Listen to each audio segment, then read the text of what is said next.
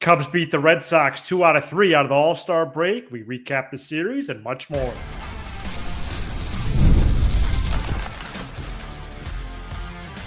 You are Locked On Cubs, your daily Chicago Cubs podcast. Part of the Locked On Podcast Network, your team every day. You are Locked On Cubs, part of the Locked On Podcast Network, your team every day. Alongside Sam Olber, I'm Matt Cozy. Sam and I are lifelong fans, taking our passion into discussion with you on all things Cubs. Today's episode is presented by FanDuel. Right now, new customers can get $150 in bonus bets when your first $5 bet wins. Jed Hoyer spoke on Friday. As we get closer to the trade deadline, we're going to take a look at some quotes from him. Cubs-Royals preview for this week. A ton of notes from just this first 3 games out of the All-Star break, as the Cubs take 2 out of 3 from the Red Sox over the weekend. 4-1 win Friday, 6-0 win Saturday, 6-1 loss Sunday. Cubs are now 59-40, and entering Sunday had the best record in all of baseball. And they will enter Monday with at least the best record in the National League. Sam, Sunday got away from them, but a nice series win out of the break. Yeah, it's got to be at least the third, fourth time this year where we've had a Sunday show where the weekend goes really well, but unfortunately they lose on Sunday, and it just spoils the mood of the program a little bit. I mean, if you were to ask me before the weekend, give or take, Cubs take 2 out of 3, not only would I take it, I'd be very happy with it. And so, that's the direction I'm going to go. For reasons that'll be named or unnamed, it doesn't feel as good as it should be because of certain other teams in baseball. But, especially some teams that spend like billions of dollars and still are putting out mediocre products. But anyway, I thought it was a really good weekend for the Cubs. Man, I thought, when you go game by game, I keep hearing, like on Saturday night, it was a national televised game. And, yes, it was. And the open, rightfully so. You're going to talk about the offense. I get it, rightfully so. But the Cubs won 2 out of 3. This weekend, they scored, 11 runs the whole weekend, something like that. It wasn't a great offensive showing. The starting pitching was fantastic. And that's why they won this series. Cade on Sunday was pretty good, walked a few too many guys, but did his job. Shota, I just thought was the star of the weekend. Absolutely. He looked himself again. The last 2 starts against New York and Boston, he's just been spectacular. And then Colin Ray continues to hold it down there, and probably right now is maybe third in line right now. If the playoffs were to start tomorrow to get a start, would you have him ahead of Horton? I don't know. Yeah, probably. But you'd start game 3, Horton game 4, something like that. Yeah, but I thought that was the real big story, and then more of the same. Offensively with certain guys hitting, and they did their job. But Sunday was a little bit frustrating. So yeah, definitely more on Ray and Horton later. Imanaga, Sam, is probably the top story from the weekend. I think you're from right. An individual standpoint, although it'll be fun to talk about Sean PCA this show as well. Absolutely. Imanaga, last 2 starts, 14 innings, 7 hits, 1 run, 2 walks, 11 strikeouts. And here is the most encouraging part that I believe you also added, that you inferred in a text message to myself on Saturday evening. On Saturday, Shota got a season-high 15 whiffs and topped out at 93 MPH, which was also a season high. And for him to dice up the Red Sox, who coming into this weekend were winners of 10 in a row, although many stages of this weekend, they underwhelmed me. But like you said, I think it was not necessarily, their lineup was just all of a sudden light, or it was fluky those last 10 games necessarily. I think the pitching staff, especially the starters, especially Ray and Imanaga, were just lights out. And again, Do they need another starter? Yes. Yeah. You can make a case actually very easily. They need two. They need two. One who can pitch game 3 or game 4 of the NLDS, and a person that could help out. If Tyone comes back slower, if Assad never comes back, to monitor mileage on Horton and so on. But for Imanaga to do that, you get dreams of him and Boyd really anchoring your team from a pitching standpoint as temperatures cool. Once Steele went down for the year, and how many starts did he make? 3? I think he made 4. Gosh. Once he went down for the year, and you knew, and this is before you knew that it was going to be a seller's market. This is because up until about 2 weeks ago, I thought the Cubs were going to go get like the biggest arm available, but there just isn't that many, which I'll talk about a little bit tomorrow. Right. You kind of needed Shota to be great. And what happened is that Boyd actually was great. And then Shota got hurt. And now having Shota come back and look like this, I think is the biggest story from the weekend. Because if you aren't able to go get a Shota/Boyd caliber pitcher, and you go out and you get like a Tyone caliber when he's going pretty good, you have to have Shota be a top of the rotation arm. And people might say, hey, Sam, what are you talking about? He's been great all year. Look at his ERA. There was a patch there. He had a couple starts before his injury, a couple posts that he got good results, but he wasn't the guy that he was last year. And now that is looking very much like an exception to the rule, which is big news, because Saturday night was the one night there was really good hitting conditions and he looked great. Yeah. So yeah, big story there. And, I agree. I'm excited to talk a little bit about Shaw. I thought that was a pretty interesting. I'm surprised he was even, he started, let alone had a good series. Well, some of my feeling entering the weekend was surprised that he was even on the team. That's what I'm saying. 100%. And he was great defensively again this weekend. And for him to go 4 for 7 and hit that homer on Saturday, but really was about the totality of the at-bats. Yes, right. Got the results, 4 for 7, looks great in the box score and on paper. Right. But I don't know if I attribute it to rest. I know he told reporters that Saturday night, hey, just 4 days off helped me, which really was more if you include the Yankees series. Right. But really nice to see from him. Really nice to see from him. And I'm not ready to go to, so what does this mean? Do right. They need to trade this? But I'll say this, my reaction, especially when he hit that home run Saturday night, was just happy for him because, we do this show every day. Think about what he's going through every day, or anybody in that situation that's been able to hit at every level and he can't hit. And it's, the Cubs got to trade for a guy and, he gets pulled mid-game and he's getting benched every other day. It's a very, and I know people say, well, that's what he gets paid to do, but it's challenging mentally, especially at a young age like that. And he's really kept a positive attitude, and you could tell he's trying. It's not like he's doing the same things. He's changed his approach a little bit. A lot of changes. So for him to have some success there, and it wasn't just the home run, he had a couple other really good swings, was really nice to see, and I'm excited to watch him again, especially if he could hit lefties. That would be huge, and he's going to get another opportunity Monday. So I thought that was a big story as well. But my reaction isn't like, hey, so do we not go after Suarez, who just hit 2 more home runs? He has almost 40 homers. He has about 8 homers this weekend. But my reaction was just kind of, in the short term, just happy for Shaw. You see some positive feedback. Maybe they can get you going a little bit. Well, if he could chip away at his improvement, that is a big story. And potentially if they can build assets for a pitcher maybe we're not even talking about, that would be pretty important. Right. And someone else can overpay for Suarez potentially if the Diamondbacks even sell.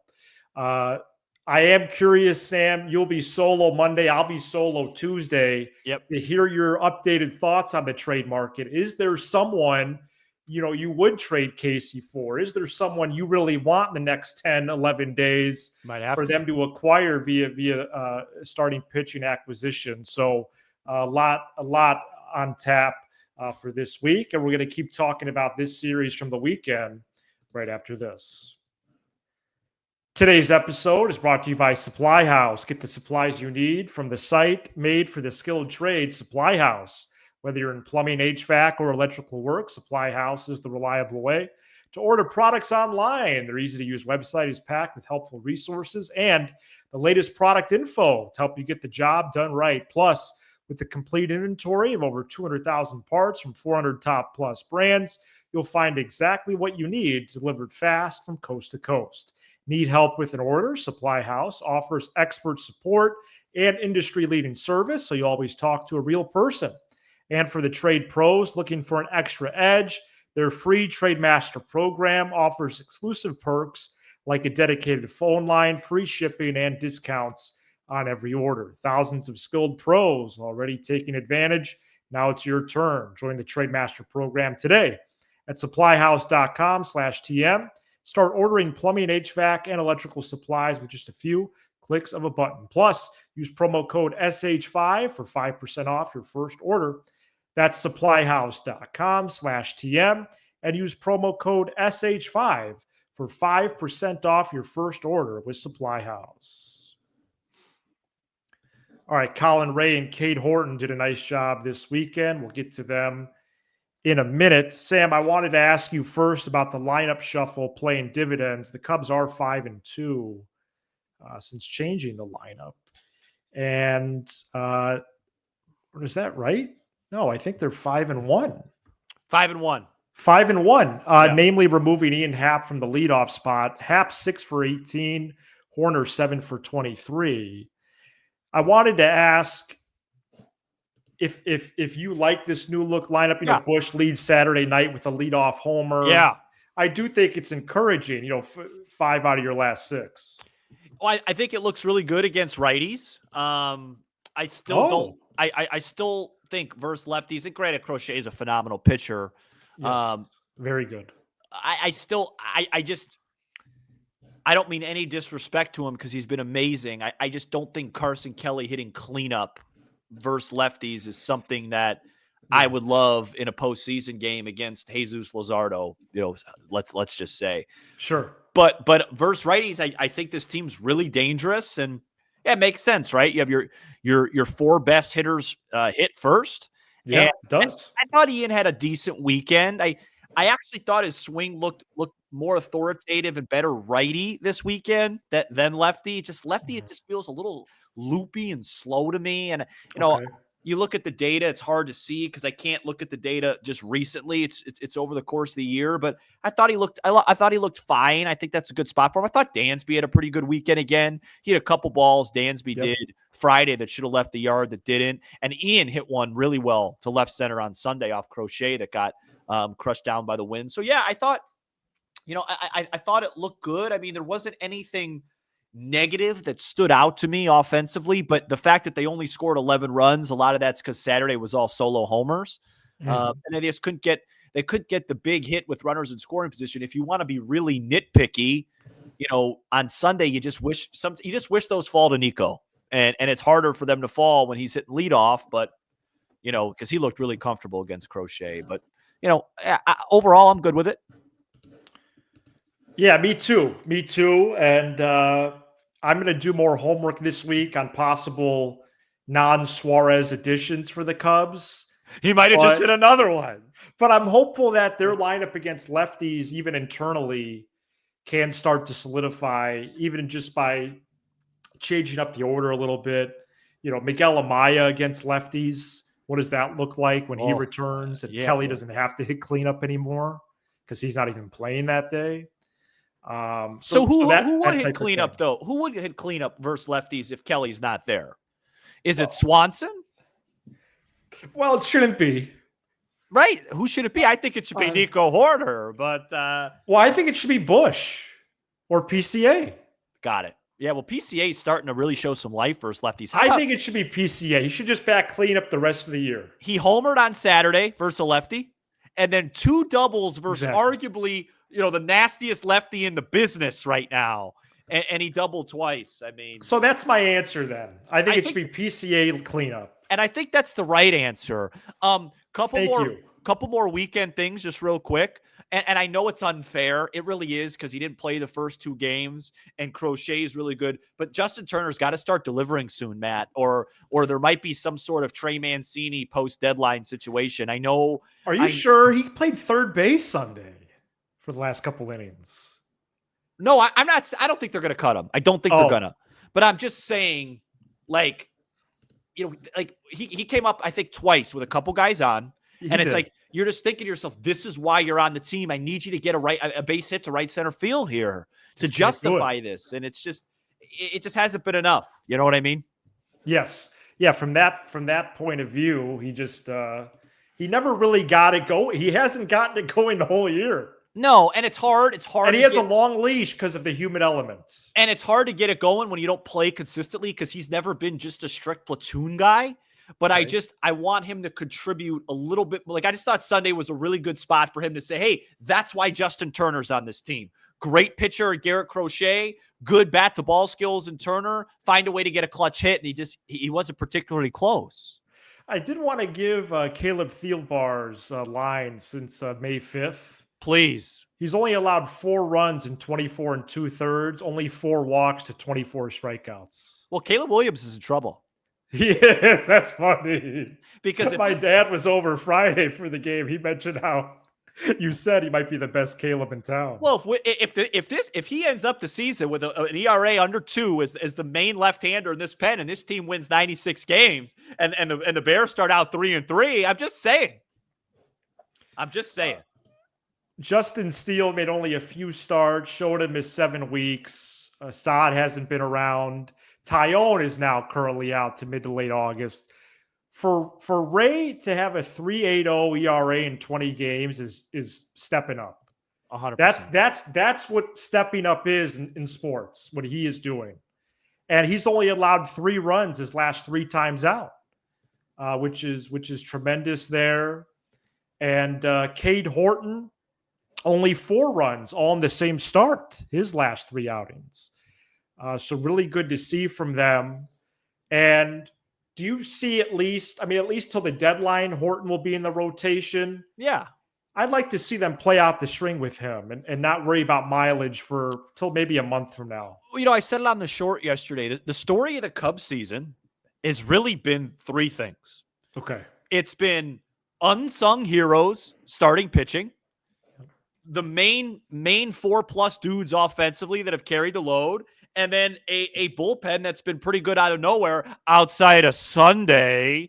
And, right. Sunday they struggled, but they had a tremendous resurgence most of the year. And that's it. And the unsung hero starting pitching stuff is Boyd, it's Ray, it's a little bit of Cade, and then, Shota's gotten going lately. So yeah, I mean, that's been the story. I would love for them to solidify it a little bit. Could I ask you a question? I know I didn't really answer yours.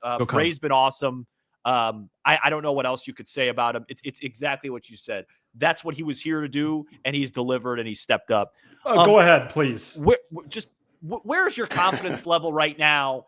Cubs Brewers in August. Cubs are playing Milwaukee. It's a 1-run game in the 7th. They play him next week. Yeah, but I'm talking even later. Top of the order coming up, and Ryan Presley's in the game. Where's your confidence level there? 33%. Okay. Yeah. Okay. Yeah, there's definitely more names before him. Yeah. Which makes me feel good. Yeah. Palencia, Keller, Thielbar, Pomerantz. Right. So that makes Brazier, maybe? Brazier's only allowed like 1 run the last month and a half. So maybe. Yeah. Okay. So yeah, my confidence meter is lower, but also had confidence in the other 4 or 5 guys before him. Got it. And Counsell, like he did, especially Friday, next week, I think he's going to test out some playoff-esque bullpen strategy against his former team. Yeah, right. Right? They're calling that a statement series. They're advertising it as that on their broadcast. Good for them. So since the start of the Yankees series, Sam, before we get to Cubs-Royals, Kyle Tucker is 4 for 21. Your thoughts on him? Yeah, exactly what I was saying before the All-Star break or during the All-Star break. Right. He needs to, and he got to finally hit a home run Saturday. He needs to hit for more power. He's hitting the ball on the ground too much, and he needs to hit the ball with more authority than the way he's been hitting. It's okay to say that. One of the reasons you go out and trade for a guy like Kyle Tucker is because he's so consistent and steady, and you avoid a terrible, terrible month. And right now, he is actually not avoiding that. He is having a really rough month of July. And so it would be nice for him to heat up. I thought he kind of snapped out of it with that homer on Saturday, but Sunday's game, again, you're facing a really tough customer. But I thought that double play he grounded into when Nico got on the air, when the Cubs were down a run, that just kind of summarized where he's at. Just first pitch, weak ground ball. Got to hit the ball with authority and in the air, when you're that type of slugger. Cubs-Royals preview, and Jed Hoyer previewed his own trade deadline. We talk about both of those things right after this. This episode is brought to you by FanDuel. Summer sports are in full swing, and whether you're all about baseball under the lights, golf on the green, or high-stakes soccer action, FanDuel is the best way to make every game even more exciting. You're already following the action. Why not make it a little more thrilling? With FanDuel, you could get in on the game while your friends are getting sunburned at the beach. Folks, it's time to just do what I call a happiness hedge. Just start betting on the Brewers, right? Go on FanDuel and just start betting on the Brewers. And if they win, your frustrations get mitigated by getting a little bit of extra money in your pocket. And if they lose, you'll happily throw away some change for this team to stop playing like the 1927 New York Yankees. They play the Mariners tomorrow. It's Brandon Woodruff versus George Kirby. Let's just place a bet on Woodruff and see what happens.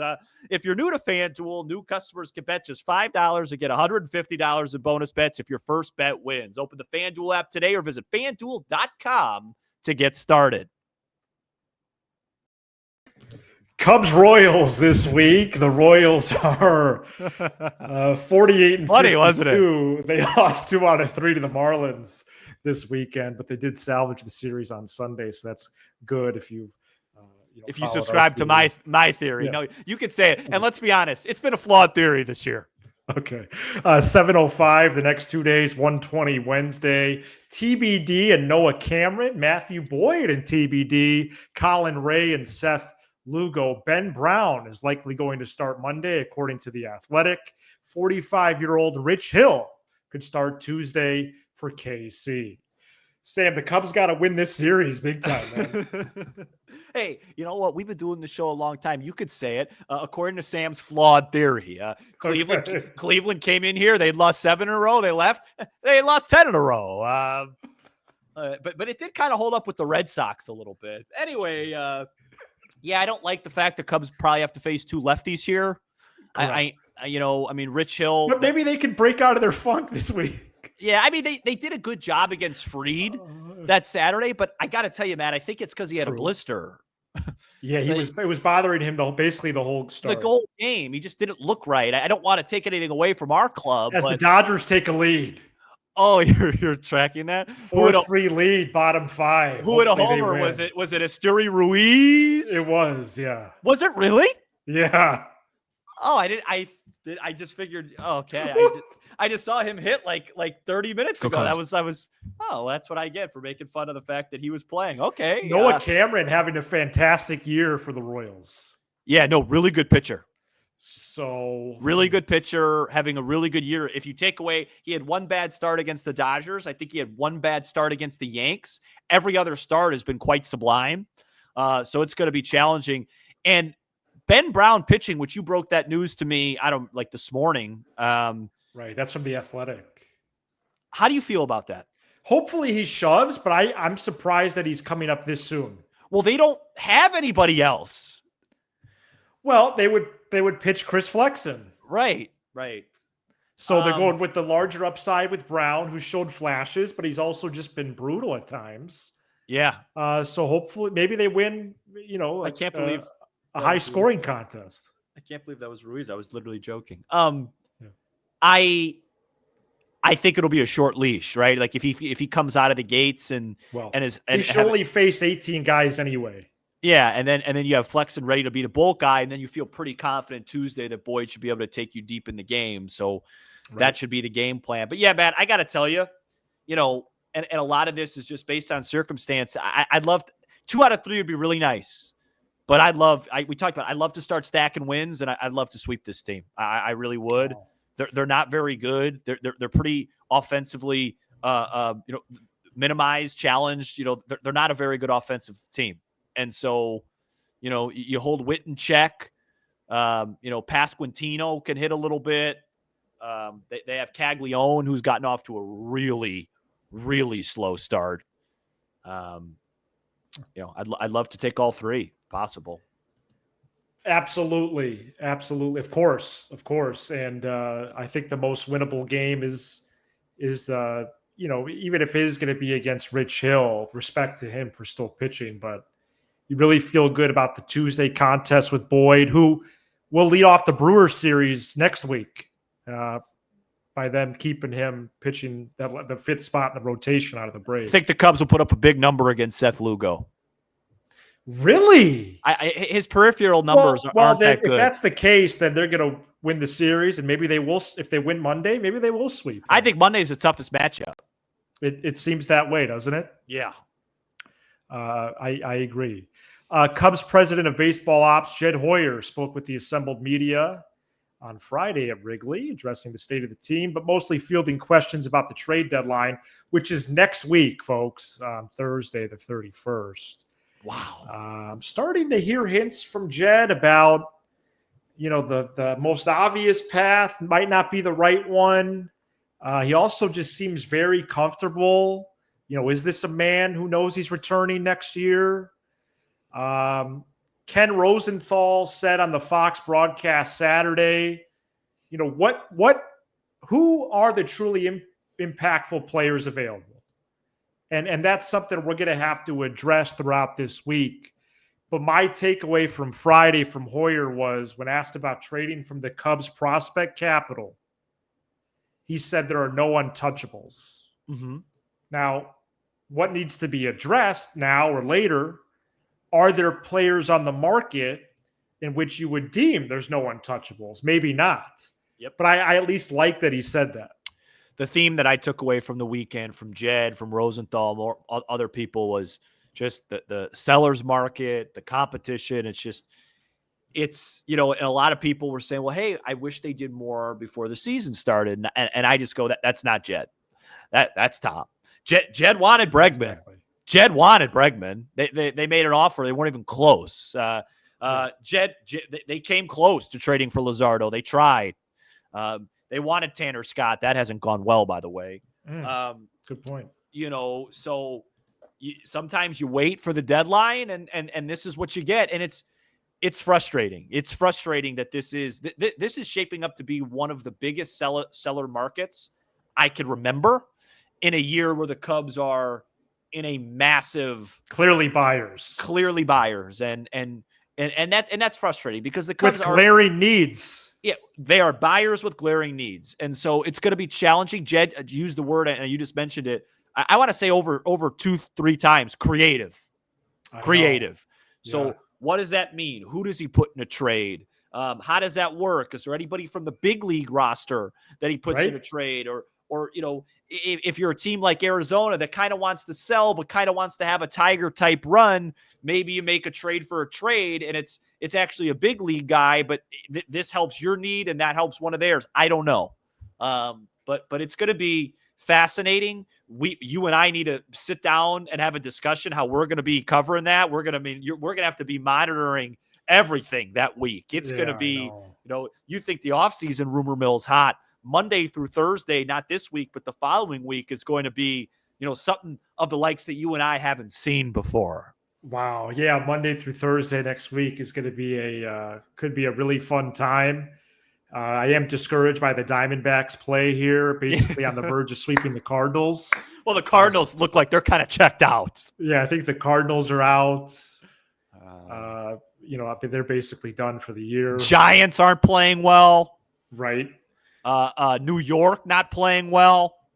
Yep. Phillies too, right? Or my Phillies lost 2 of 3 to the Angels. Dodgers 2 or 3 to the Brewers. Don't get me started on the Dodgers. Don't even say that. Don't even go there. Don't even state their team name. Yes, that their effort, and I will I'll save that for a separate time. Sam will be back after the game tomorrow. I will be back after the game on Tuesday. Then a lot of trade things throughout the week, and hopefully you could join us for all of these shows this week and beyond. Maybe we'll get a surprise or two along the way from Jed Hoyer's front office and company as well. This is Locked On Cubs, part of the Locked On Podcast Network, a network we are truly thankful, Sam, to be a part of, aren't we? Absolutely. Your team every day. For your second listen, check out the all-new Locked On MLB Game Night. They do a great job over there. Every game, every night, all season long. It's very fun. I've watched like 20 episodes in a row. It's really well done. And it's really hard to do. It's like a TV show. It's like a really good TV show. Find MLB Game Night on the Locked On MLB channel on YouTube or wherever you listen to podcasts. Fantastic. All right, we'll be back. Sam will be back after Cubs Royals on Monday, and we're scoreboard watching, keeping it going. He's Sam Olber. I'm Matt Cozy. This is Locked On Cubs. Go Cubs.